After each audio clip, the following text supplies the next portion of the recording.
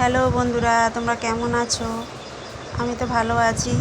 দেখো এখন বাজার করে এনেছি। এই হচ্ছে আজকের বাজার। আজকে একটু বেলা হয়ে গেছে বাজার করে আসতে।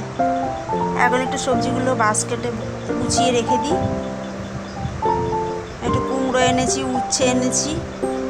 উচ্ছে কুমড়ো ভাজা করব, আর উচ্ছের ডাল করব, মানে তেঁতোর ডাল যাকে বলে, আর জ্যান্ত মাছের ঝোল করব। সব সময় তো রিচ খাওয়া হয়, তা মাঝে মাঝে একটু হালকা রান্না খেলে খুবই ভালো লাগে। হালকা রান্না আমাদের কমই হয়, আমাদের একটু রিচই খেতে ভালোবাসে। তাই তো সবসময় রিচ খাওয়াটা ঠিক না, তাই না বন্ধুরা? এ দেখো আমাদের যে লঙ্কা এসেছে, 100 লঙ্কা দুদিনেতেই শেষ হয়ে যাবে। তার মানে বুঝতে পারছো কতটা ঝাল খাই আমরা। আর ধনে পাতা দেখো, এত সুন্দর গন্ধ। চাটনি, বড়া, তরকারিতে যাতেই দেবে তাতেই ভালো লাগে।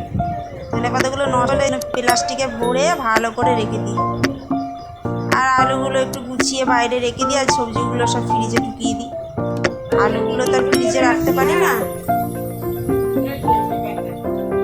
তাই এখন সবজিগুলো গুছিয়ে রাখবো।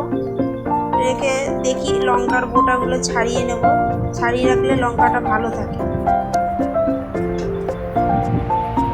তা আমার ভিডিওটা ভালো লাগলে লাইক, কমেন্ট, সাবস্ক্রাইবার করতে ভুলো না বন্ধু। আমি তোমাদেরই একজন। আমি ইউটিউবে এসেছি, আমি তো অনেক কিছুই জানি না। যদি কোনো ভুল ত্রুটি হয়ে থাকে তো ক্ষমা করে দিও।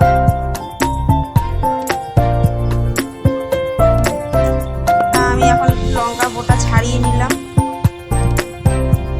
ছাড়ালে কি হয়, লঙ্কাটা ভালো থাকে, অনেকদিন লঙ্কাটা তুমি খেতে পারবে। আর বোটার সময় রেখে দিলে কি হয়, পচে নষ্ট হয়ে যায়। সে তুমি 2 দিন হোক 3 দিন হোক পরে দেখবে ঠিক লঙ্কা একটা দুটো না পচবেই।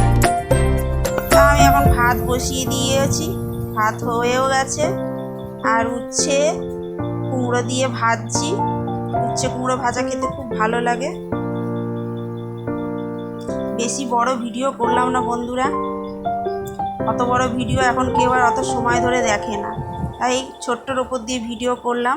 আজকের মেনু এই অবধি। টাটা।